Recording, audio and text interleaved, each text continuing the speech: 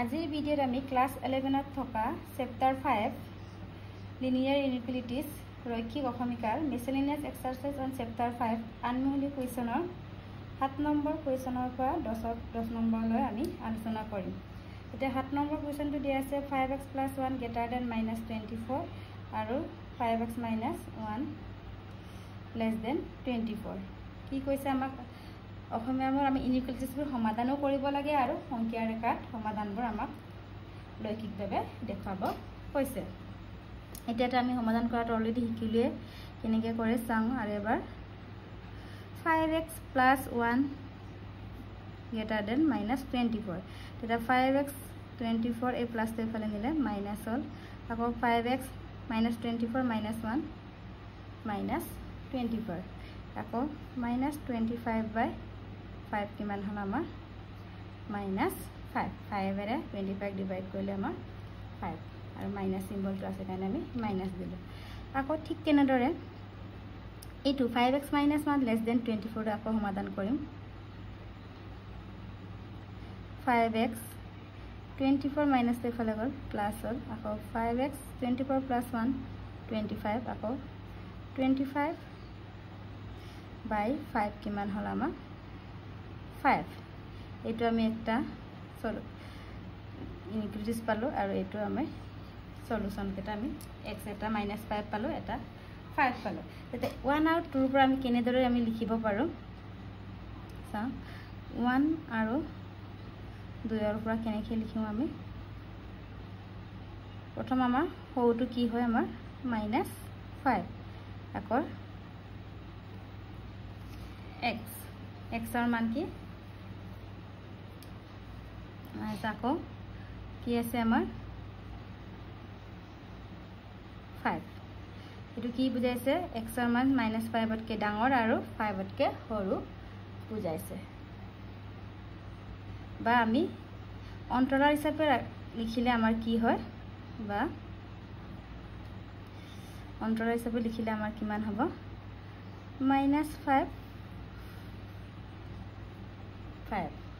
এটা -5 আৰু 5 আমি কেনেকৈ এটা সংখ্যা ৰেখাত ব্যৱহাৰ কৰো কাৰণ লেস দেন বা গ্ৰেটাৰ দেন ইকুৱেল থাকিলে আমাৰ কি হয় -5 5 তেনেকৈ লিখো। এতিয়া সংখ্যা ৰেখাত আমি কেনেকৈ প্ৰকাশ কৰিম এইটো কি বুজাইছে -5 তকৈ ডাঙৰ আৰু 5 তকৈ সৰু বুজাইছে। এতিয়া আমাৰ চাওঁ এইটো আমাৰ সংখ্যা ৰেখা বুলি ক'লে আমাৰ 0 ইয়াত প্লাস ইনফিনিটি ইয়াত মাইনাস ইনফিনিটি ক'ৰ পৰা আমাৰ হৈছে 1 2 3 4 5 তেনেকৈ গৈ থাকিব আকৌ এইফালে আকৌ কি হ'ব -1 -2 -3 -4 ইয়াত আকৌ বঢ়াই দিলো -5 তেনেকৈ আমাৰ মাইনাস ইনফিনিটি পৰা এতিয়া আমাৰ কি হ'ব এইটো কি বুজাইছে -5 তকৈ ডাঙৰ -5 তকৈ ডাঙৰ আমাৰ কোনটো আমাৰ ইয়াৰ পৰা আমাৰ ডাঙৰ হলে আমাৰ কোনফালে যাব আমাৰ এইফালে গৈ থাকিব আৰু কলৈকে আমাৰ 5 লৈকে +5 তকৈ আমাৰ সৰু বুজাইছে তেনেহলে আমাৰ কলৈ যাব এইটো আমাৰ এইটো 5 টো আৰু -5 টো আমাৰ এইটো তেনেহলে ইয়াতকৈ হলে ডাঙৰ হলে আমাৰ এইখিনি আমাৰ -5 তকৈ ডাঙৰ আৰু 5 তকৈ সৰু বুজালে আমাৰ এইখিনি আমাৰ সংখ্যা ৰেখাটো কৰিব। ঠিক তেনেদৰে আমি আৰু 8 নম্বৰটো কৰি চাওঁ। এতিয়া 8 নম্বৰটো কি কৈছে আমাৰ 2x ইয়াৰ পৰা x ৰ মান 2 * 1 = 2x + 5 একে চলক ৰাখিব এইফালে আনা 2x + x এইফালে আনিলে আমাৰ মাইনাস আকৌ 5 - 2 এইফালে নিলে আমাৰ +2 হ'ব 2x - x কিমান আমাৰ x 5 + 2 কিমান হ'ল আমাৰ 7 ঠিক তেনেকৈ ইয়াৰ পৰা আমি x ৰ মান উলিয়াম 3x 3 * 2 = 6 আকৌ 2 - x আকৌ 3x - x এইফালে আনিলে আমি প্লাস হল আকৌ 2 এই +6 এইফালে নিলে কি হয় আমাৰ -6 3x + 4 কিমান পালো আমি 4x আকৌ 2 - 6 -4 আকৌ x -4/4 x greater than -1 পালো। এতিয়া আমাৰ কি হ'ব নিৰ্ণয় সমাধানটো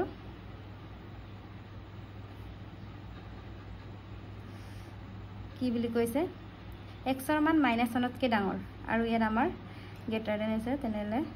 -1 আৰু x এটাত কি আছে xৰ মান 7তকৈ সৰু এইটো আমাৰ সমাধানটো পালোঁ এইটো আমি কেনেকৈ আমি সংখ্যা ৰেখাত ব্যৱহাৰ কৰিম এইটো আমাৰ -ইনফিনিটি এইটো আমাৰ 0 কিমান হ'ব ইয়াত হ'ব আমাৰ -1 আকৌ -2 ইয়াত আকৌ 1 2 3 4 5 6 7 তেনেকৈ আমাৰ গৈ থাকিব এইটো কি বুজাইছে আমাৰ -1তকৈ ডাঙৰ এইটো আমাৰ -1টো আৰু 7টো এইটো এতিয়া -1তকৈ ডাঙৰ আমাৰ ইয়াৰ পৰা যাব ইয়াত এটা অকণমান ডাঠকৈ আঁকি দিলে আৰু এইটো 7লৈ আমাৰ নাথাকে এইটো হৈছে আমাৰ অংকীয় ৰেখাত দেখাবলগীয়া আপুনি এতিয়া নেক্সট আমাৰ 9 নম্বৰটো চাওঁ 3x - 7 2x - 6 আৰু 6 - x 11 - 2x এতিয়া কি হ'ব আমাৰ ইয়াৰ পৰা আমি xৰ সমাধান উলিয়াম 3x - 7 2x - 2 6 12 এতিয়া 3x চলক ৰাখিটো এইফালে আনিলোঁ মাইনাছ হ'ল আকৌ -12 -7 এইফালে নিলে আমাৰ +7 3x - 2x কি হ'ল আমাৰ x আকৌ -12 +7 কি আমাৰ -5 ঠিক তেনেদৰে আমি আকৌ এইটো সমাধান কৰিম -x এই মাইনাছটো এইফালে আনিলে আমাৰ প্লাছ হ'ল আকৌ 11 +6 এইফালে নিলে আমাৰ -6 -x + 2x x 11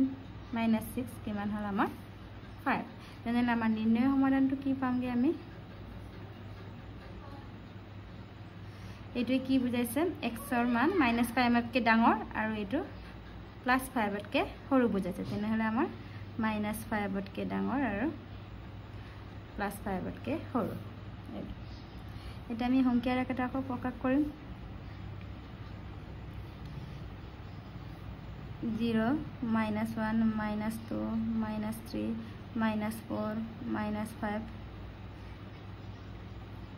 তেনেকৈ ইনফিনিটি আকৌ +1 +2 +3 +4 +5 তেনেকৈ আমাৰ +ইনফিনিটিলৈ গৈছে তেতিয়া আমাৰ এইটো -5টো এইটো আৰু +5টো আমাৰ এইটো -5 আৰু 5ৰ মাজৰ গোটেইখিনি ভেলুৱে আমাৰ সংখ্যা ৰেখাত পৰে এতিয়া চাচোন -5টো কিন্তু বাদ দিব লাগিব এইটো এনেকৈ অকণমান আৰু +5টো হৈছে -5 আৰু 5ৰ মাজত থকাখিনি হৈছে আমাৰ নিৰ্ণয় সমাধান আমাৰ 10 নম্বৰ কুৱেশ্যনটো এইটো এতিয়া ইয়াৰ সমাধানটো কৰিম 5 2 10x 5 7 35 আকৌ 3 2 6x -3 3 9 less than equal 0 আকৌ 10x - 6x 4x -34 -9 -44 greater than 0 আকৌ 4x 44 হ'ল আকৌ x 44/4 কিমান হ'ব x less than 11 4 আৰু 44 কিমান গ'ল আমাৰ 11 গ'ল ঠিক তেনেদৰে আমি আকৌ এইটোকো সমাধান কৰিম 2x + 6টো এইফালে আনিম আমি -6x একে চলক ৰাখিব আকৌ 47 এই +11টো এইফালে নিলে কি হ'ব আমাৰ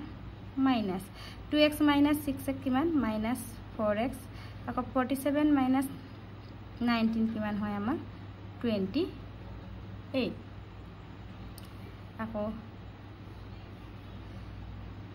-x 28/4 কিমান যাব আমাৰ 7 কিন্তু আমাক xৰহে ভেলু লাগে ইয়াত -x আছে তেতিয়া আমাৰ এই xটো এফালে নিলে আমাৰ কি হ'বগে এই চিনটো আমাৰ উল্টা হৈ যাব কি পালো আমি x greater than equal -7 এতিয়া আমাৰ নিৰ্ণয় সমাধানটো কি হ'ব আমাৰ 11 আৰু -7 কোনটো সৰু সদায় সৰু পৰা লিখিব লাগে আৰু ইয়াত less than equal থকাৰ কাৰণে আমাৰ কি বুজাব -7 7তকৈ ডাঙৰ আৰু থকা আৰু 11ৰ সমান বা 11তকৈ সৰু। এটা আমি অংকীয়া ৰেখাত প্ৰকাশ কৰিম। আমাৰ এইটো কি -ইনফিনিটি, ইয়াত আমাৰ 0,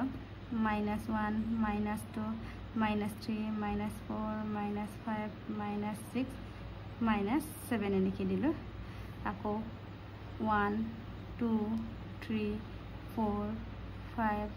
6, 7, 8, 9, 10, 11 কাৰণ আমাৰ 11লৈকে আছে,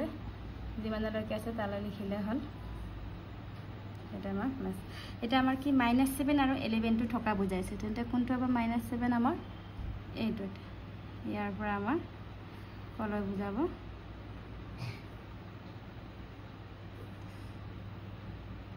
এইটো সদায় পেঞ্চিল দি ৰাখিবা এক্সামত, 11লৈকে আমাৰ থকা বুজাইছে। এইটো হৈছে আমাৰ অংকীয়া ৰেখাত আমি দেখুৱাটো। ইয়াৰ পিছৰখিনি মই নেক্সট ভিডিঅ'ত আলোচনা কৰিম।